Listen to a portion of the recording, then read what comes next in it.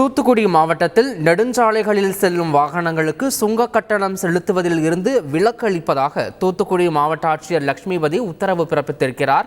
மேலும் இது தொடர்பான கூடுதல் விவரங்களை நமது செய்தியாளர் விஜயகாந்த் வழங்கிட கேட்கலாம். விஜயகாந்த், இது தொடர்பான கூடுதல் விவரங்களை சொல்லுங்க. வணக்கம் சார். அதாவது தூத்துக்குடி மற்றும் நெல்லை மாவட்டங்களில் கடந்த 17, 18 ஆகிய தேதிகளில் பெய்த கனமழை காரணமாக அந்த தாமிரபரணி ஆற்றில் வெள்ளெடுத்த பெருக்கு ஏற்பட்டு தூத்துக்குடி மாவட்டத்தில் உள்ள பெருவாரியான பகுதிகள் மிகவும் பாதிப்புக்குள்ளானியது. தற்போது அந்த படிப்படியாக அந்த சூழ்நிலையானது வரும் நிலையில் தற்போது அந்த பாதிக்கப்பட்ட பகுதிகளுக்கு நேரடியாக தமிழகத்தின் பல்வேறு பகுதிகளில் இருந்து நிவாரணப் பொருட்கள் லாரிகள் மூலம் ஏற்றி கொண்டு வரப்பட்டு நேரடியாக கொண்டு சென்று அவங்களுக்கு பாதிக்கப்பட்ட மக்களுக்கு வழங்கப்பட்டு வருகிறது.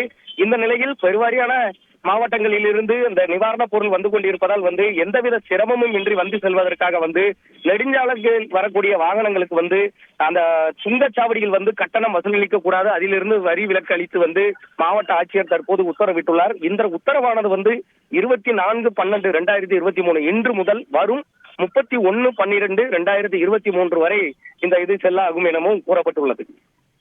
தகவல்களுக்கு நன்றி விஜயகாந்த்.